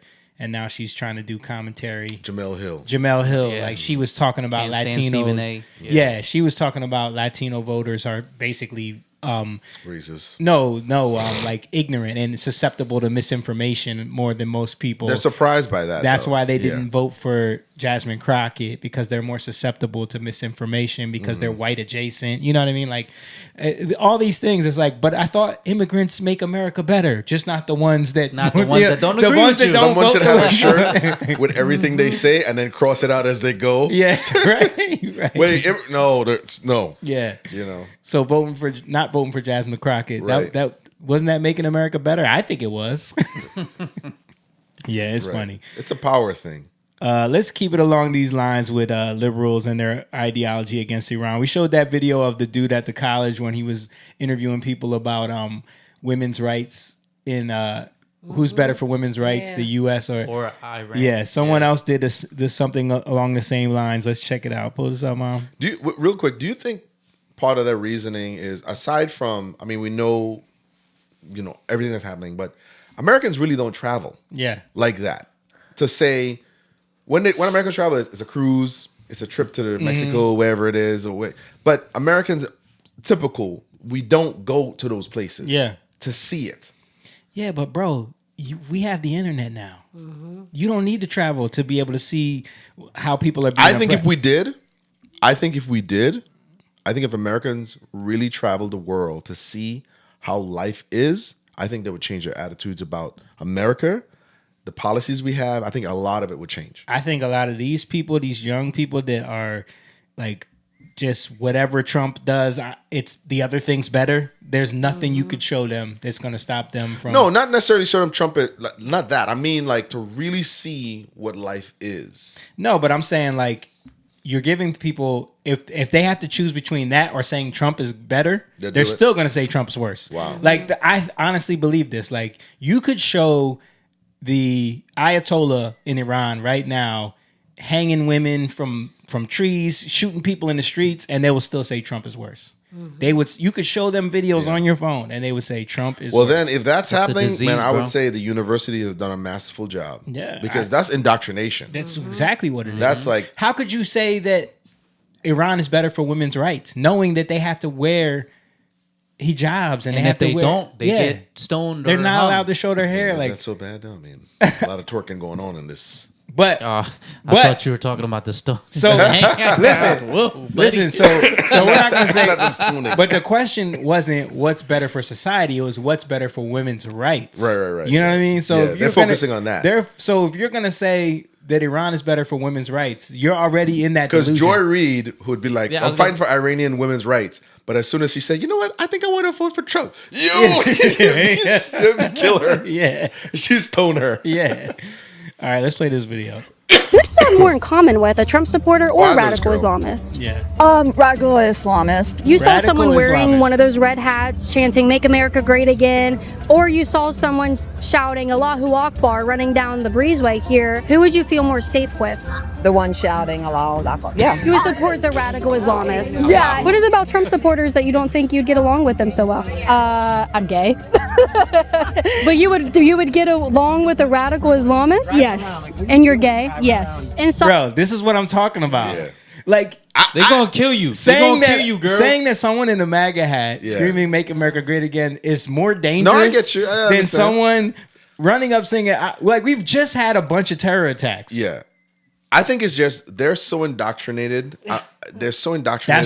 That's what I'm saying. To them, they want to die on the hill. There's nothing you can do to show them Trump is the worst thing ever. Because here's the thing. That his presidency and his victory is tied somehow to them not functioning in life. Yeah. So it's an excuse. So these people lead with this all the time. The reason I'm here, the reason I do this is because of this. And so they need this to be true. It's a gay woman that's just walking around freely. Mm-hmm. No Openly hijab. gay. I see bare skin. Mm-hmm. What rights is gone? Dude, you're bringing too much logic to the equation. Rights is gone. This is a part of who they are, their narrative. Yeah. I'm oppressed. You know what I mean? I honestly think that, and I said this last week when we showed that other video, that I think that the media went so far in on. I think I sent this to you guys in a text message. They had to dig in so hard on like Trump was gonna be the worst thing ever for this country that when he won the first time, they couldn't just say, okay, we were wrong. They couldn't admit to being wrong. All of their credibility, everything all the money that they spent trying to paint this dude as the worst thing ever, that affected the minds of the people watching that content and wanting to believe that they had a right to be enraged at the fact that Hillary Clinton lost. Yep. So when you keep doubling that down, a lot of these people have only been alive through it. Like, think about that. That's 2016. That's 10 years. So the amount of time that they've even been paying attention to politics has been that entire time. So for them, their entire existence of the knowledge of what's happening in the world and in American politics is Trump is the worst thing ever. And it allows them to live where there's constant excuses. Yeah. For why their life is the way it is, why things are the way it is. It's never your fault. It's never me taking accountability. Right. It's I'm the reason I'm here 10 years later is because Trump. Right. That's just it. That's where I agree with James, man. Like the only thing he agrees with. That's the only thing. The only thing I agree with James is when you don't see the other side. Like when we went to South Africa, we went to Soweto. Yeah. We saw hundreds and hundreds of those houses that look like, my shed looks better than those houses. Right. You don't see that type of poverty. Mm-hmm. You don't know. You think you might have it bad. A lot of these people are probably not believers and they're not grateful for anything. It's like, it's sad. And they've been given a villain. They've been given the ultimate reason for everything that's terrible. And then when they see that this guy won 3 elections pretty much, it has put them in a state of psychosis where like they just think everyone who voted for this has to be crazy or insane or evil or racist. Like it's the only explanation for it. Yeah. And they want to live in a world where they're the victims. Yes. And I'm gonna say it again. Like I said on our video, I think AI is the enemy. AI is whatever algorithm is, feeding them what they think, it's going to keep on feeding it to them. Unless they open their eyes, for those who have eyes, to see. Yeah. And a lot of people did wake up to the brainwashing, but I think the media did such damage, so much damage to people during his first term. Like when you look at the Very Fine People hoax, the Russia hoax, the all of the stuff that was just being shoved in people's faces throughout that entire term. That's what I'm saying. That's the foundation that has created this Trump derangement syndrome that we see to this day, where it's like they can sit there and honestly say that a person in a red hat is more dangerous than someone screaming Allah Akbar running towards you. Like they can say that because they've been so brainwashed by the media during the first term, and then like everything else they've seen, their algorithm, the feed, like everything that they've seen. And not only that, that's a big part of it. But they went on a lot of times. These people went onto campuses that okayed that. Yeah, well, there were sittings, there were shut-ins, right. there were cryings. They were like they encouraged because it, they need people to be in the state of derangement, because it's the only way they can continue to win and control them, right. and get the narrative back to where it was before. Like I was saying to you guys in a text message, like Trump was a wild card. He was never supposed to be president. That's why he slipped in. Yeah. That's why he slipped through the cracks. Right. They didn't take him seriously. So then when he did, it was like, oh, what do we do here? We got to figure out something. The first thing was, okay, we got to delegitimize him. All right, Russia. And that was Russia Republicans too doing that. Oh, absolutely. There was Republicans saying, Vance said it too. There was an entire Lincoln Project that was created. There was super PACs. There was the Never Trumper Coalition. Yeah. The Republican Party was against Trump when he first got elected. Right. So it was just the entire system was working against him. So that COVID put a dent on that presidency. I think they let COVID out to put a dent on that. I honestly believe this is my conspiracy theory that was like their nuke button for Trump, because he was going to get reelected. His presidency had gone the exact opposite of everything they were saying. The economy was humming. He was going to get reelected for sure, and that was their nuke button. And then they pushed right after that was when the real woke, because we had like, I mean, it's dying now, but we had like a good 5-6 years of just like, oh my God, man. They forced everyone to walk a certain path in a supermarket, stand 6 feet apart, wear masks everywhere you went, take a vaccine, forced without being forced, with suggestive forcement. You know what I mean? Yeah. They had do none of that. They had people showing vaccine cards. They had people vaccine passports. They had apps that you had to show that you had, like, you couldn't go to restaurants and stuff in New York and Philly unless you had a vaccine card. Like well, it only affected you when you were standing in line. When you sat down to eat, nothing. That was the most insane time we will ever experience in our lives, and probably our children. They might in the future, but they can't get that off now. They know they need, like, we got to be all dead, like. And our kid, I think even like my kids would never go through that again. They saw how stupid it was. You know what I mean? Like Noah was what, 9? He was 9 years old when it happened? 10. 10. That's right, 10. 10. Yeah.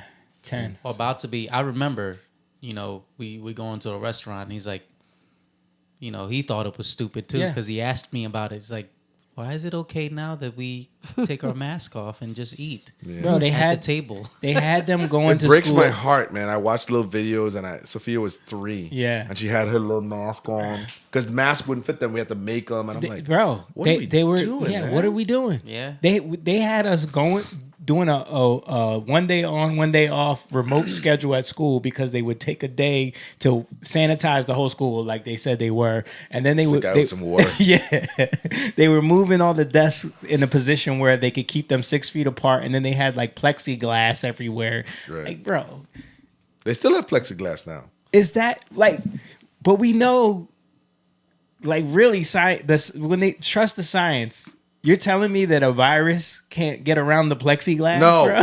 it's a force field. You gotta trust Fauci. Bro, it was insane.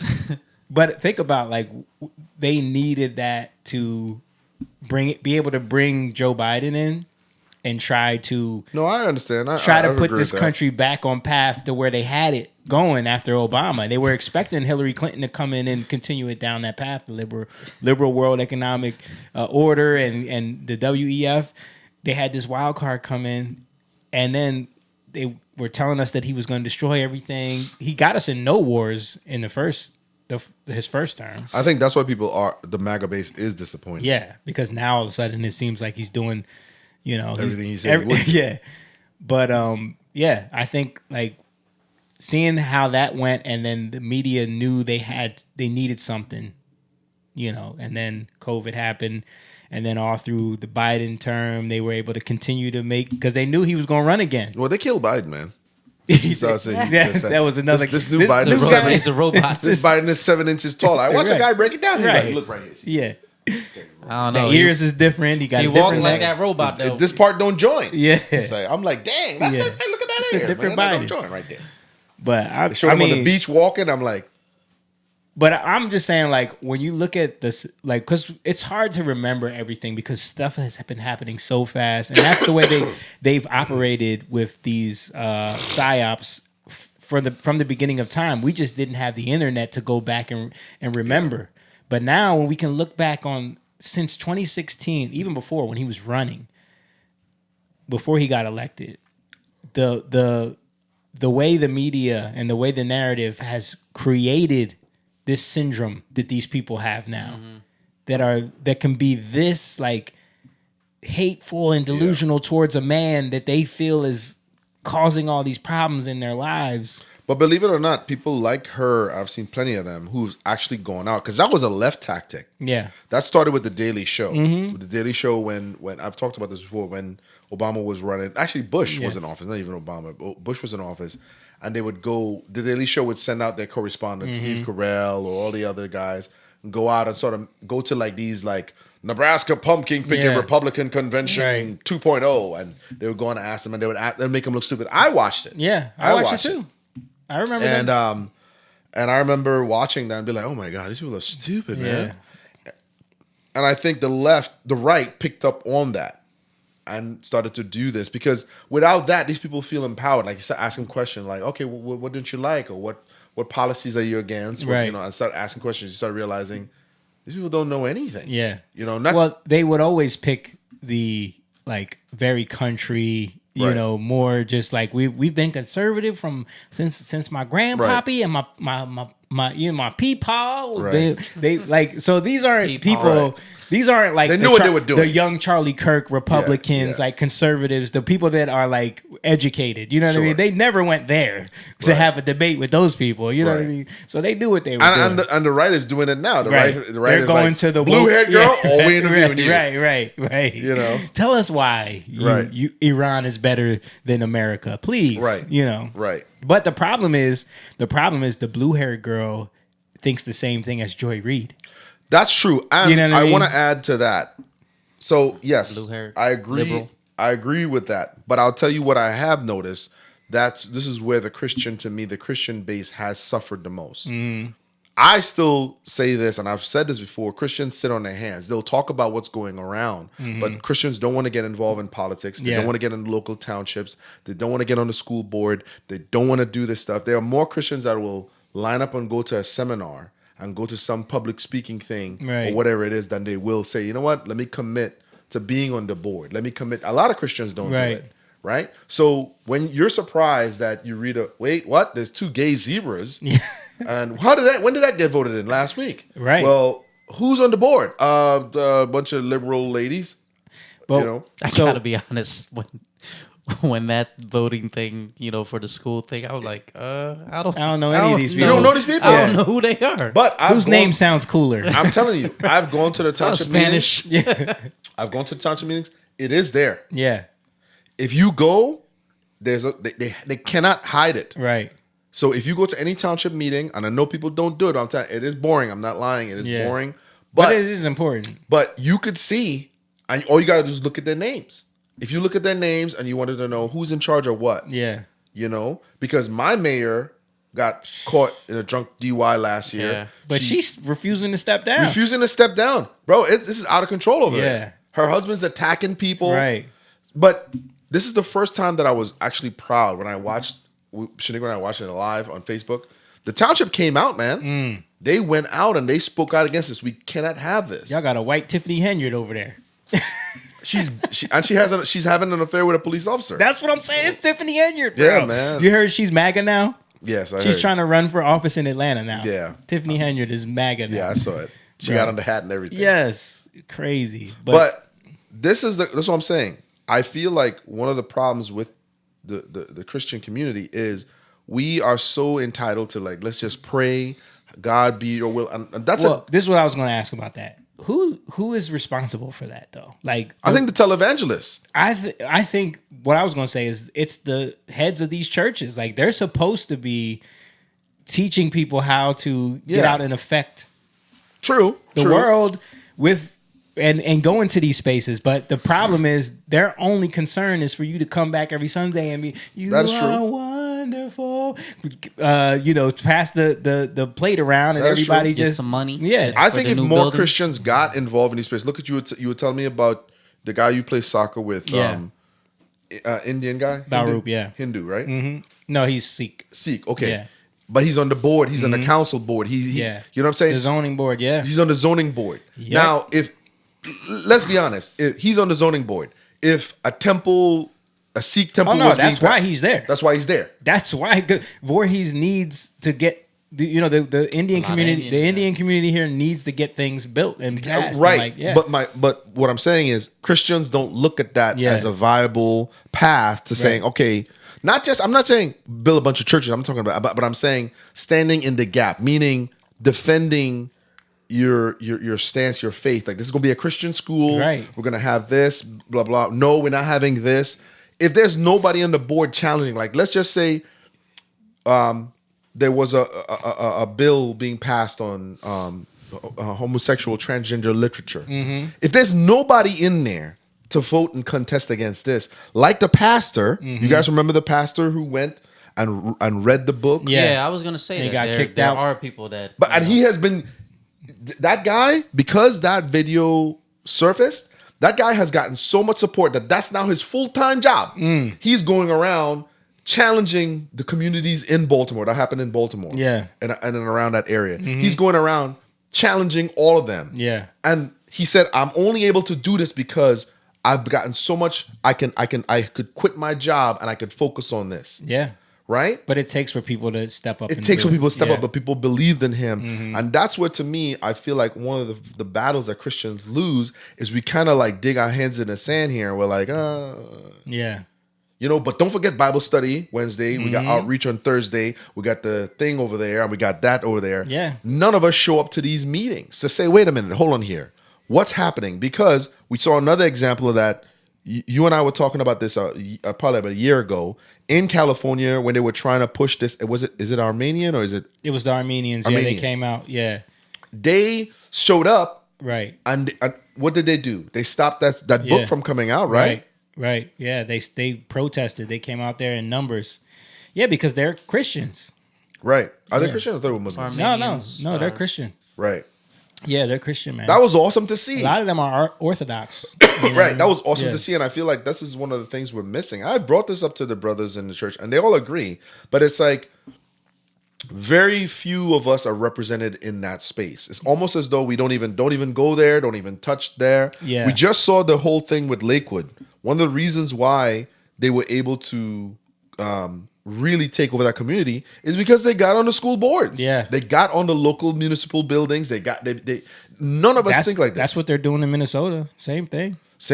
Yeah. But where are we? And you see the Christian conservatives, they don't even speak like this. Yeah. So you can't be surprised when Sharia law, Muslims, or whatever group is coming in and taking over, and all of a sudden you're like, what happened to this town? You did nothing. Right. You guys were asleep at the wheel. And that's what happens. That's what most people are doing. Yeah, like I said, I'm not gonna sit here and lie to you guys. It is boring. Those meetings, those township meetings, are boring. But they cannot host a meeting without it being recorded, and they cannot put the transcript of all the people who are there. And you can look them up, so they can't hide it from you. Yeah. When you go to those meetings, if you go on the board, they can see who's present. You could see also too. They used to put their vote, what they voted for, and stuff like that. They don't do that anymore. You have to go online. Yeah, but that's important to know. But you're gonna see. You would know. Like I said, like think about it. When we go, you just said, and me too. When we go to vote, aside from the main two political candidate, Democrat or Republican, and maybe the governor, we have no idea who these people are. When you look down the ballot for local, who's running the school board, you don't know. Yeah. You don't know because they don't put Republican, they don't put Democrat, they don't do that. They used to, they don't do it anymore. And she explained it to me. She said, they don't do that. She's like, and who has time to sit there on their phone and be like, let me research this person? You know, people just tic-tac-toe. They hit what they want to hit, and they tic-tac-toe, and they know that. Yep. You know, or they just not vote party. For the school. Yeah, the school board. Yeah, but not for the school, but for like the local. Yeah. You know, the local political. Who's going to be like mayor assistant, stuff like that. You know what I mean? They put political for that. At least where I haven't vote, seen it, but the school board. That's you have where to be voted they in. just have names. Names Yeah. you don't know. Yeah. Yeah. You know, I just voted for the Spanish name one. You don't. Why are you doing that? I thought every other name wasn't. You know, I don't know. I like that name right here. That's a Gonzalez. You can look at him, something good. Trust the Gonzalez. Yeah. Did you guys hear about that shooting at what was it at Old Dominion University? That's Jessica's old school. Oh, really? No, I haven't heard it. Yeah, another. I think she said that he was actually there when she was there, and then I think he reapplied to school or something like that. Oh wow! Yeah, he was you know, ISIS too, right? Yeah, and you know, Allahu Akbar and shot up the school, and you know, but you know, we need to be afraid of white supremacy all the time, and you know, what else we got here? Spring break. You guys remember spring break? When we were young, it was all about MTV. Oh yeah, MTV. People partying on TV. It's gotten a little crazy. I'll pull this up, Mom. This is Daytona. Remember when we went to Daytona for spring break? We were selling CDs out there. Look at this.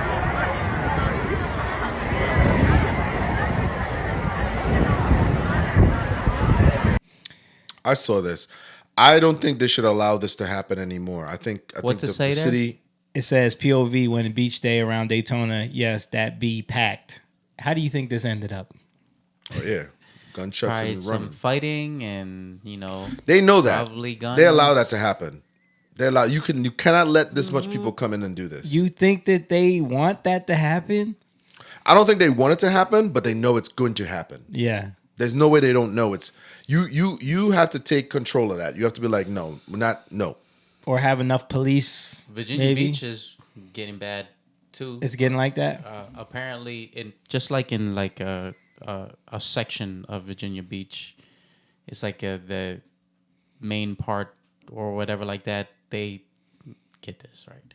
They built a speedway there for people to get there easily. And what demographic do you think? Yeah, people. So they're doing that. That's what I'm saying. There's gunshots. Yeah. You know, you got to be careful if you're there at night, especially like where the club areas are. We've seen that happening at Wildwood now, Ocean City. Yeah. We've been showing that, but this is how it went, how it started, and how it ended.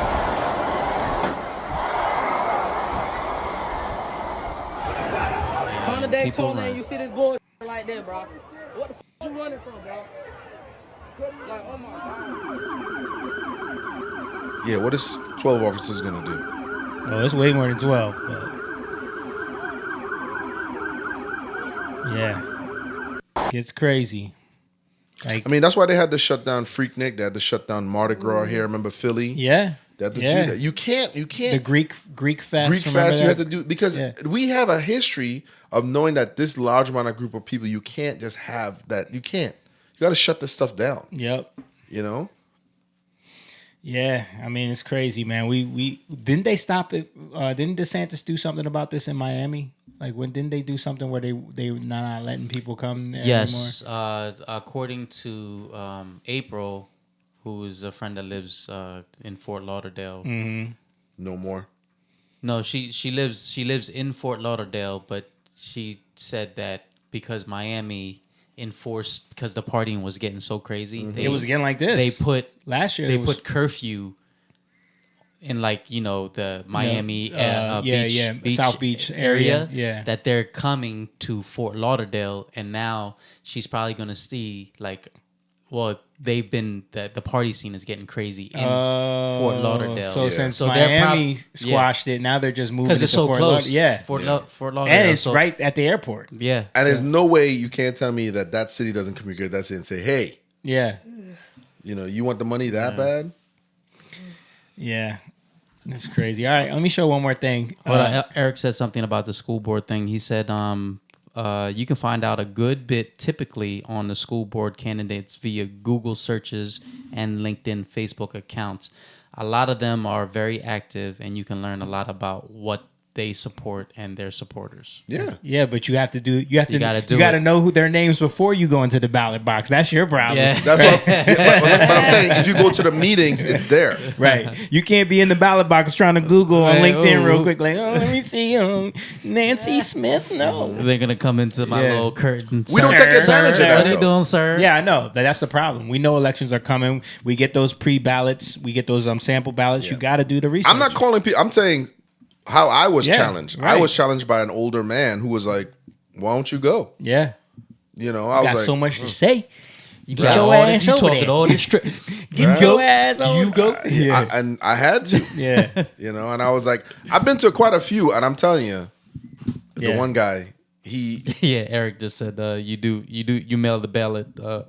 You get the mail-in ballot 1 to 2 weeks out. Yeah. You got to do your research when you get it. You I always get them. You got to. I'll look at it though.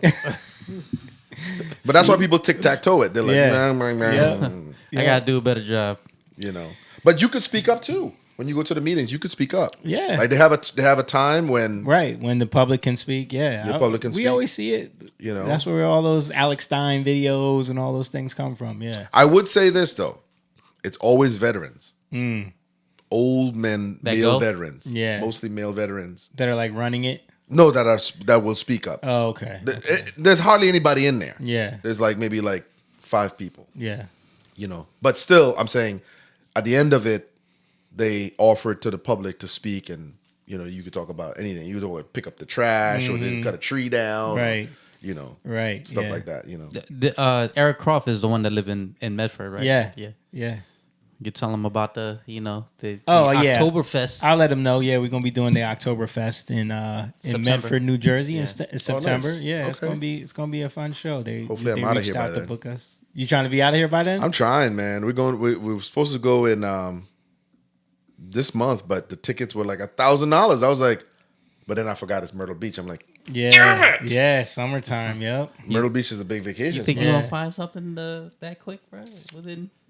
Well, home buying is. Well, I think if we get an apartment, okay, and then that's your plan. You going the old Safo, right? That's how I want to do it. Yeah, because to me, it's like you don't know where you want to be. Right. You gotta feel it out a little bit before you. Yeah. Before you definitely place them roots. You just want to be out. I want to be out, man. Bro, I'm paying $300 a month in HOA, man, for nothing. Do you ever go to the HOA meetings? Yes. Yeah. They basically told us. Jamie trying to get him. No, I'm just trying to get him. I'm just. That's why it's so hot. Do you know who your president is? Oh, we found out. We went. Well, all me, mom, and Shaniqua went. But is the president like? No, she's actually really cool. Okay. She's a lesbian though. Nah. She's cool, but she did explain what people don't realize is when that building fell in Miami, there was some nefarious things going on, right? Yeah. Aside from that though, the HOA hired the worst skilled guys to keep up. They basically patched this building. This building shouldn't have even, it should have been condemned. Right. But they won the insurance lawsuit. And so the insurance companies got together and they were like, wait here. Hold on. They failed to maintain the building and we have to pay out because insurance never want to pay out. Yeah, they won the lawsuit. This is Miami. You also know who owned it. Who? Yeah. Jamie knows. He'll tell you. Some Steen. So they won the lawsuit and it set shockwave across America. People didn't know that. Yeah. So if you're in a community, you have to maintain the property standards and the building facilitation, aside from the integrity of the building, that has to be done properly. It can't be, we hired a guy, he lives in an apartment over here, and he patches concrete every Tuesday. Not that. You have to actually hire, because if the lady who explained it, she said, if they do get into any sort of litigation, they want to be able to go after vendors and not a living handyman. Yeah. What we're going to do with him? Right. You know what I mean? That makes sense. The insurance were like, oh, that's the way you want to do it, huh? HOA going up for everybody. Yeah, so now the HOA fees are up across the board. Across the board. Yeah. Relative to each market. Mhm. New Jersey and the Northeast happen to be one of the very biggest expensive, ones. You know what I mean? of course. Probably not that way in like newer communities because they Mhm. don't, but ours is like almost 40 years old. Yeah. Actually more than 40. Yeah. More than 40. So they basically were like, if it's this old, this much. If it's this old, and it went across the board because of that. But so you got to pay them HOA fees, but you still got to shovel snow when it snows, bro. My car, but the side work, no. Because they're not gonna, it's sort of like the driveway thing. They plow you in. Plow you in. Yeah. They plow you. Still, it's not worth it. Yeah. It's $300 a month. It's not worth it. Yeah, that's a lot. Shaniqua, when Shaniqua moved in, it was like 100. And so she's been there 20 years. Goes up every year, bro.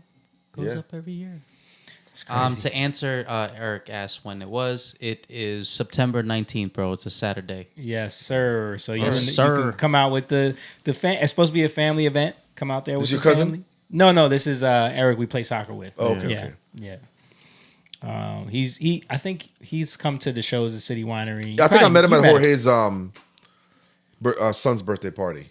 No, He that said- was Mike Suarez. Yeah. Yeah. The other Colombian, that's the Colombian guy. This is There's not a Colombian. No, this is not a Colombian. This is a nice Christian white man. White. Yeah. Well, nice to meet you. If I ever met you, I don't know you. Nah, but- Eric is my boy, man. That's great people. He said we'll be there. All right. Awesome. Nice. All right. So I want to show one more thing. This was just a funny video that I saw that has to do with global warming and people talking about beachfront property and all of that. Someone Produced by Al Gore? Yeah. Someone actually showed satellite footage of the beachfront in Cancun over the last like 30 something years and just showing the evolution of it, which is pretty cool because it's like you see how much the shoreline receded and how much has been built up and everything. So let's just play it real quick.